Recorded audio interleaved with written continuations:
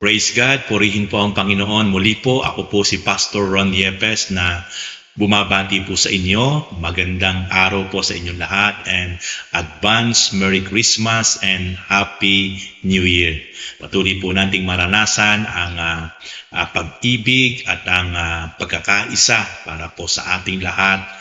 At ang patuloy po na pagpapatawaran ay tunay nga po na tumaloy sa buhay ng bawat isa po sa atin. At higit sa lahat, yung pong atmosphere of forgiveness and love mula po sa ating Panginoon ay maranasan po natin lahat. At po salamat at sa oras po ito ay patuloy na dumaloy din po sa ating lahat ang biyaya at pagpapala ng ating Panginoon.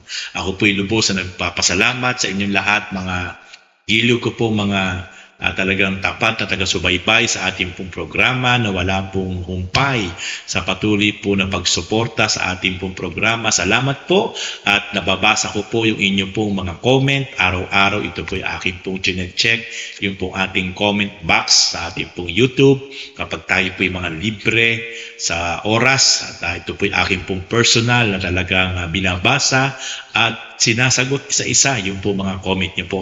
Nagiging inspirasyon po ito sa buhay ng inyo pong pastor at patuloy po talaga na nalalaman ko po kung saan-saan po kayong mga lugar, probinsya at bawat bansa. Isang malaking kagalakan po ito sa buhay ng inyo pong pastor. Salamat po at muli po bago po tayo magsimula, tayo muna po ay manalangin.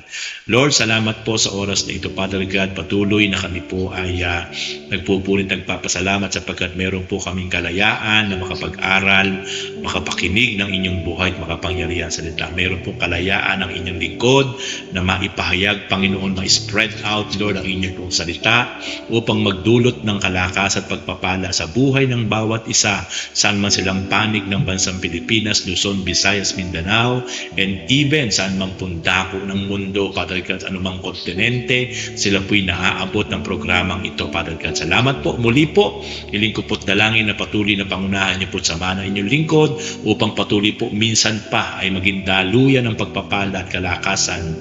Blessing ang programang ito sa buhay ng bawat isang mga kapatid na babae at lalaki na patuloy po na nakakapanood sa programang ito. Ito po ang aking dalangin in Jesus' name. Amen and amen. Praise God. Muli po, maraming salamat. Tayo po ngayon ay magsimula po na magbulay-bulay ng salita ng ating Panginoon. Ating pong puntahan yung pong aklat po ng Isaiah chapter 41 verse 10. Ating pong basahin at pagnilay-nilayo. Ito po ang sinasabi. Ako'y isa sa iyo, huwag kang matakot. Ako ang iyong Diyos, di ka dapat mangamba kaninuman. Palalakasin kita at tutulungan, iingatan at ililigtas. Praise God. Hallelujah. Makikita po natin dito na sinabi po ng Diyos at isinulat ni Prophet Isaiah ang sinasabing, huwag kang matakot. Ako ang iyong Diyos. Tutulungan kita. Sasamahan kita. Di ka dapat matakot. Di ka dapat mangamba. Ako ang Diyos na papatnubay sa iyo. Ang mag-iingat sa iyo. Makikita po mga kapatid na ang isang taong tapat na sumusunod sa kalooban ng Diyos. Ang isang taong tapat na talagang pinagtitiwalaan ang Diyos na makapangyarihan sa lahat na hindi nakikita, pero nararanasan ang kanyang presensya at kapangyarihan, ang nagsabi sa bawat isa sa atin na ako'y isa sa iyo. Huwag kang matakot. Sasamahan kita. Tutulungan kita. Kaya mga kapatid, ito yung isa sa pinakamasarap na panghawakan ng bawat isa pong tao na anuman ang pinagdadaanan sa buhay, anuman ang sitwasyon sa buhay, mayroong Diyos na nangako sa bawat isang tapat na sumusunod sa Panginoon na sasaatin ng Panginoon. Siya ay papatnubayan niya tayo, tutulungan niya tayo at huwag tayong matatakot.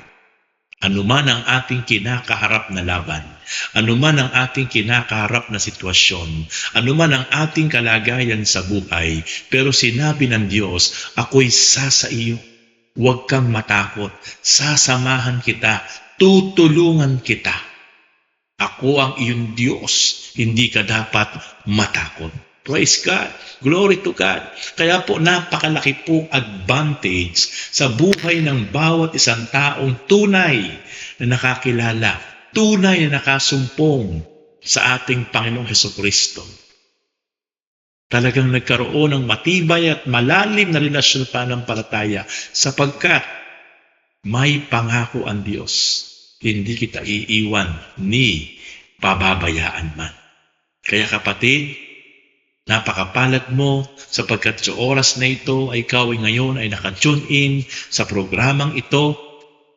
It is not an accident na ngayon ikaw ay nakikinig, ikaw ay naka-tune in ngayon sapagkat ito ang pinapasabi sa iyo ng Panginoon. Ang kailangan mo lang kapatid, kilanlin mo ang Panginoong Jesus. Tanggapin mo siya bilang personal Lord and Savior.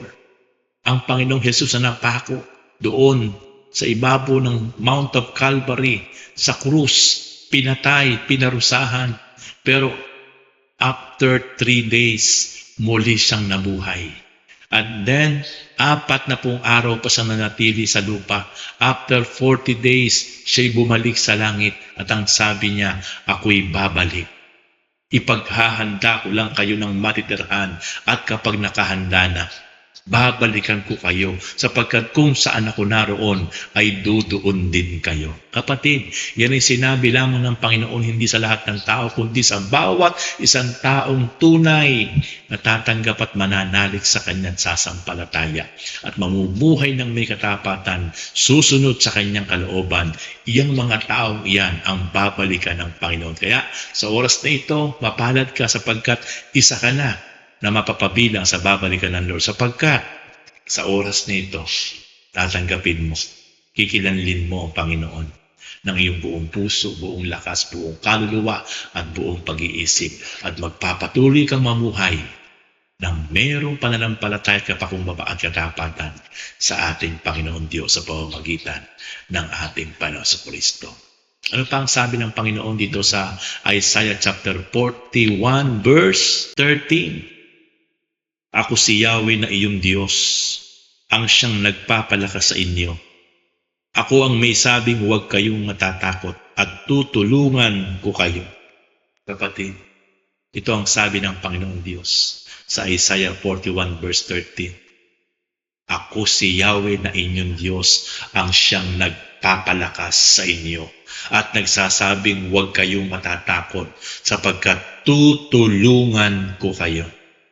Kapatid, ang tunay na daluyan ng kalakas at katatagan, kagalakan, kapayapaan at kapanatagan ay walang iba kundi ang Diyos na makapangyarihan sa lahat na gumawa ng langit at ng lupa at lumikha sa iyo at sa akin, na nagsasabing ako ang iyong Diyos.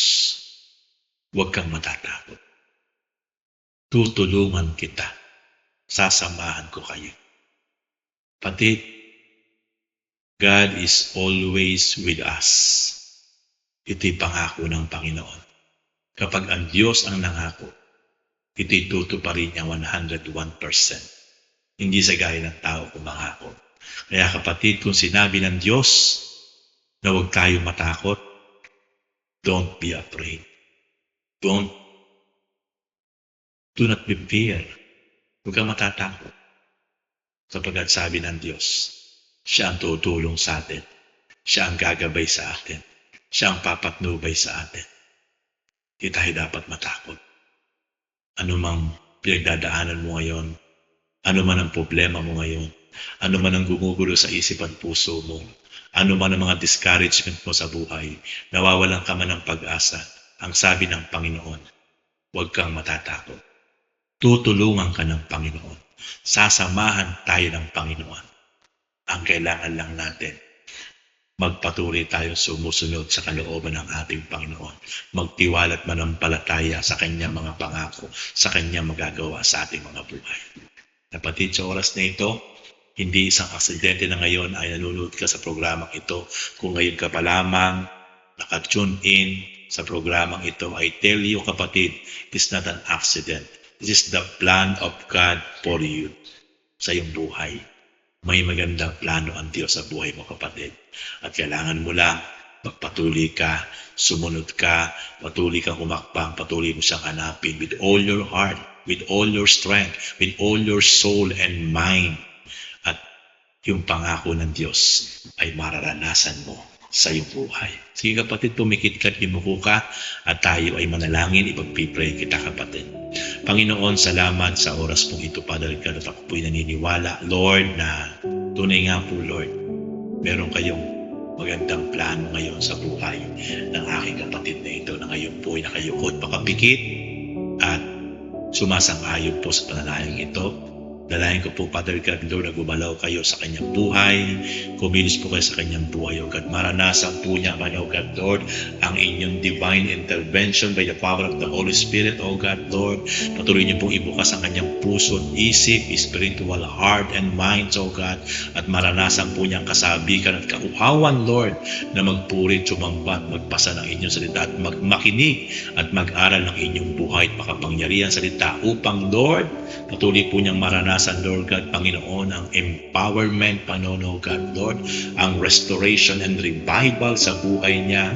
At hiling ko po dalangin, Father God, na patuloy po, Lord, pangunahan niyo po siya, gabayan niyo po siya, i-restore niyo po siya, i-revive niyo po siya. Higit sa lahat, Lord, papaglingkuran niya kayo ng buong katapatan. Salamat po, Lord. Pinupuri ko po kayo, pinapasalamatan ko po kayo, Panginoon, sa bawat isa, Lord God, na ngayon po, ngayon lang nakatune in sa programang ito na wala pa po, Panginoon, tamang relasyon sa Panginoon sa Kristo. Kapatid, sa oras na ito, sumubay ka sa panalangin ito. Nais kitang ilid sa panalangin ng pagtanggap at pagsampalataya sa ating Panginoon, sapagkat ito, ang dulot nito, isang buhay na ganap at kasiyasiya. Isang buhay na mayroong assurance at kaligtasan ang iyong kaluluwa anumang oras ikaw ay mawala sa mundong ito, kapatid. Kaya sige kapatid, ibukas mong iyong labi at sumubay ka sa panalangin ito. Tutulungan kita ng panalangin ng pagtanggap. Panginoon, sa oras pong ito, Father God, salamat po sa inyong mga salita. Salamat po at naunawaan ko po. Tunay nga po, Lord, na kailangan kita. Tunay nga po, Lord, na ikaw ang sagot sa aking po mga katanungan. Ikaw ang sagot sa aking kabigatan, kaguluhan at kapahamakan ng aking kaluluwa. Kaya po, Panginoon, sa oras nito, pinagsisisihan ko po. Tinatalikdan ko po ang lahat ng aking nagawang kasalanan at mga minanang kasalanan. Pag-aasan niyo po ako ng banal na dugo ng Panginoong Jesucristo at linisin niyo po ang aking isip at puso at buong pagkatao. Simula po sa oras nito, Amang Banal, ibinubukas ko po ang aking pinto ng aking puso at inanyayahan ko pumasok ang Panginoong Jesucristo. Siya na po ang maghari sa aking puso, sa aking buhay. Simula po sa oras nito, tinatanggap ko po siya bilang personal Lord and Savior King ng aking buhay. At tunay nga po, Lord, salamat sa kaligtasan. Dalahin ko po, Panginoon, na patuloy po, Lord, maranasan po ng aking kapatid na ito ang inyong pong galaw at pagkilos pagpapala. At patuloy po maungaw siya sa inyong salita at magsilbi, Panginoon, patuloy po siya magsilbi at maglingkod ng tapat sa inyo, sa inyong kalooban. Salamat po, Amang Banal. Ito po aking dalangin in Jesus' name. Amen and amen. Praise God. Glory to God. Muli po, ito po si Pastor Ron Yepes ay tunay nga po bumabati sa inyong lahat. Isang pinagpalang araw, advance Merry Christmas and Happy New Year. Muli po, kinaglalambing kung kayo po ngayon nakatune in sa ating programa, pakipindot niyo po yung word na subscribe dyan po sa ilalim ng inyong cellphone at yung pong notification bell, inyong pong i-hit para po kayo maging updated sa mga bago po natin na mga upload ng mga bagong word of inspiration. At patuloy na pakishare na rin po yung ating mga video sa YouTube para po mas marami mapagpala. Muli po, sa oras na ito, God bless us all. God richly bless you. Praise God.